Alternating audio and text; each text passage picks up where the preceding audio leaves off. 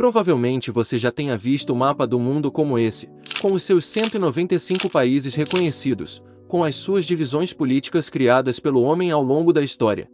Esse mapa raramente muda. A última vez que isso aconteceu formalmente foi em 2011, quando o Sudão do Sul originou-se. Antes disso, praticamente todos os mapas políticos produzidos permaneceram com essas divisões estáticas. Embora isso tenha se mantido por muito tempo, existe uma outra forma de olhar para o mapa do mundo, e como ele mudou nas últimas décadas. E para ver essas mudanças de forma clara, precisamos mudar o mapa do nosso planeta para a noite. Esse mapa foi criado por pesquisadores da NASA, que usaram milhares de imagens separadas e depois combinadas em uma só, formando esse belo mapa que mostra as nossas luzes artificiais capturadas por satélites do espaço. Nada ilustra melhor a nossa distribuição humana do que essas luzes brilhantes das nossas cidades. E se você souber o que procurar, esse mapa nos diz muito sobre a nossa história. Como por exemplo o Afeganistão bem aqui. Esse país tem um mapa político aparentemente único e complexo. Quando observado no mapa à noite, podemos ver facilmente aonde os 32 milhões de pessoas moram. Uma grande aglomeração de pessoas reside em um gigantesco anel, com uma única rodovia circular conectando a maioria das cidades e centros populacionais. Isso acontece porque no centro desse anel, existe alguma das maiores montanhas do mundo, algumas com o ponto mais alto chegando a 7.000 metros acima do nível do mar. Os afegãos se estabeleceram nas periferias, já que o seu centro não é muito propício para a vida humana, ou construção de grandes cidades. Mas não é só o Afeganistão que segue esse padrão. Se a gente atravessar o Atlântico e ir até a Islândia, encontraremos algo semelhante. O centro desse país é cheio de terras altas e terrenos acidentados. Nessa região as temperaturas não são ideais para fundar grandes cidades. Já nas costas, as temperaturas são mais quentes que facilitam o acesso à pesca e comércio. Como resultado disso, a maioria dos seus 366 mil moradores vive no entorno desse anel, com quase metade da população vivendo nesse ponto brilhante na costa. Aqui fica a capital da Islândia, a cidade de Reykjavik. Saindo da Islândia, podemos ver algo fascinante aqui na América do Sul. Se você observar o centro da Argentina durante o dia, não notará nenhum sinal de ocupação humana. Dá até para pensar que essa região seja inabitada, mas quando olhamos para esse cenário à noite, as coisas mudam. Observe que há várias cidades nessa região perfeitamente espaçadas em uma distância entre 30 e 50 quilômetros. Essas cidades foram alinhadas dessa forma por causa das linhas férreas. Se você comparar o mapa noturno com a malha ferroviária argentina do início do século XX, conseguirá fazer essa relação. Esse fenômeno que acontece na Argentina pode ser visto em outra região do globo. Essa cadeia de luzes ininterrupta perfiladas podem ser vista bem aqui na Rússia, aonde várias cidades foram estabelecidas a partir de Moscou, se estendendo por milhares de quilômetros a leste da Ásia. Essas luzes seguem o mesmo trajeto da ferrovia Transiberiana, a maior ferrovia do mundo, que liga Moscou a Vladivostok, por uma distância de mais de 9.000 quilômetros. Do continente asiático podemos descer até a Oceania, no que talvez seja o melhor país para ser observado à noite. Talvez você já sabe que esse país é imenso para o tamanho da sua população, e que quase todos seus habitantes vivem a aproximadamente 500 quilômetros da costa. Um exemplo disso é a cidade de Perth, isolada no leste do país, com mais de 2 milhões de habitantes. Ou Adelaide, com mais de 1.500.000 pessoas. Mas se você entrar no interior do país, encontrará um vasto deserto quase inabitado, com algumas exceções, como a pequena cidade de Alice Springs, que tem aproximadamente 26.000 habitantes. Ao lado dessa cidade, tem uma base de vigilância de satélites da Austrália e dos Estados Unidos, administrados pela CIA e a NASA, com mais de 800 funcionários. A razão para que a NASA e a CIA tenham uma base no vasto interior da Austrália é meramente geográfica. É desse local que os Estados Unidos espiam a China, Coreia do Norte e o lado asiático da Rússia e Oriente Médio. Essa região é muito remota, e está praticamente imune à interceptação de sinais de navios inimigos, que passam em águas internacionais próximas. Enquanto isso, os Estados Unidos têm um padrão populacional bem interessante, caracterizado pelo padrão de luzes ou pela ausência deles. No mapa você notará que os Estados Unidos é dividido em duas partes quase iguais, uma a leste, com grande densidade de luzes, e a outra a oeste, com outras grandes ilhas populacionais em meio a um vasto de escuridão. Próximo à linha que separa os dois lados existem algumas grandes cidades quase alinhadas, que marcam a fronteira ocidental americana. Mas esse padrão não acontece por acaso, já que aqui marca a fronteira geográfica entre o clima mais úmido do leste do país, com o clima mais árido do oeste. Os ventos úmidos vindo do Golfo do México raramente atravessam para o oeste além dessa linha. Ao mesmo tempo que uma grande cadeia de montanhas rochosas causam um fenômeno chamado sombra de chuvas sobre a paisagem a oeste, impedindo o fluxo de umidade adicional na região.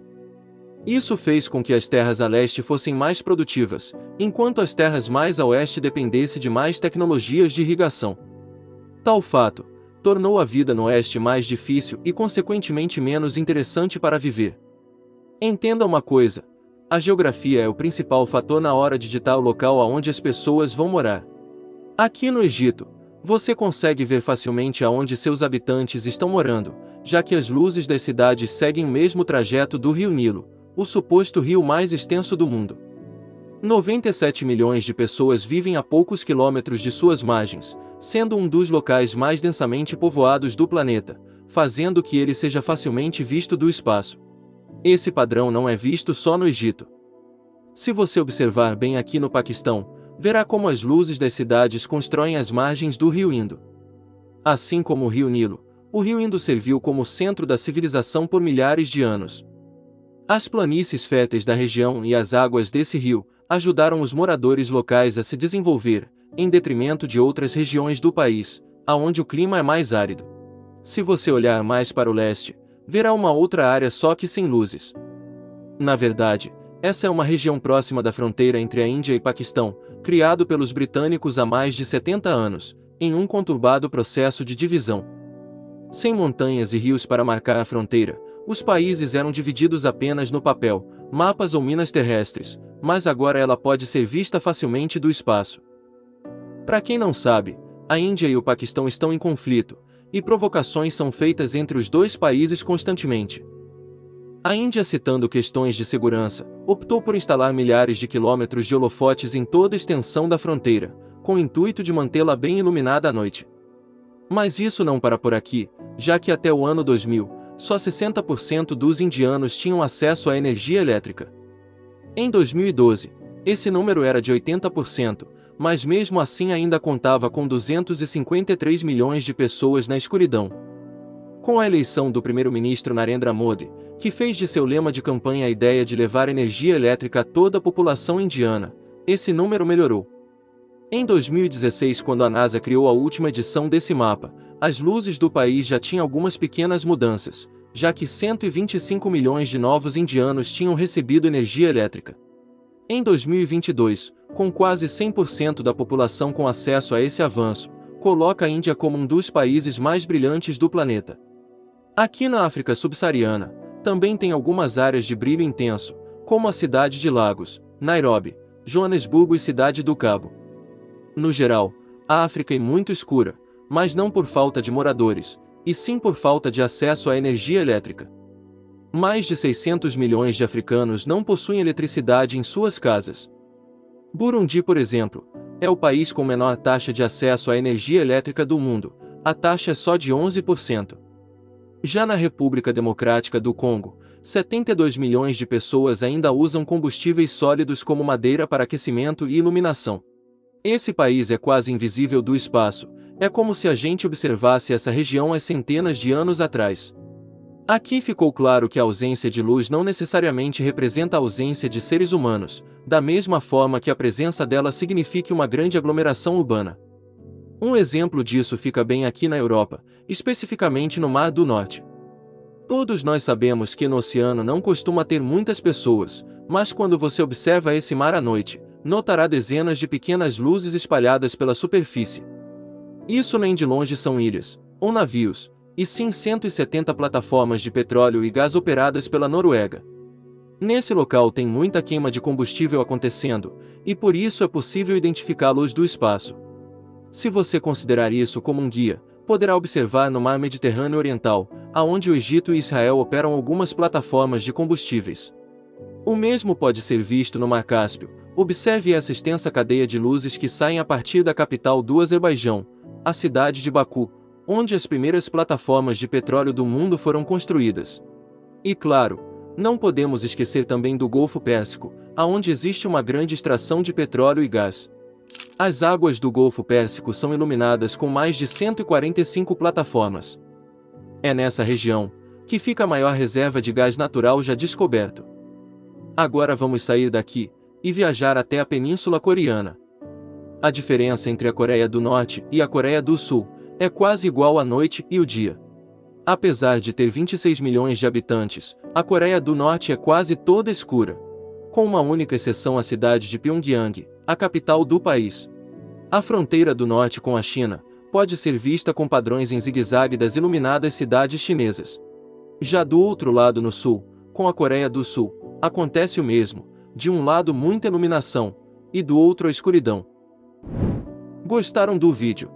Então deixe o seu like e se inscreva no canal. Te vejo nos próximos vídeos.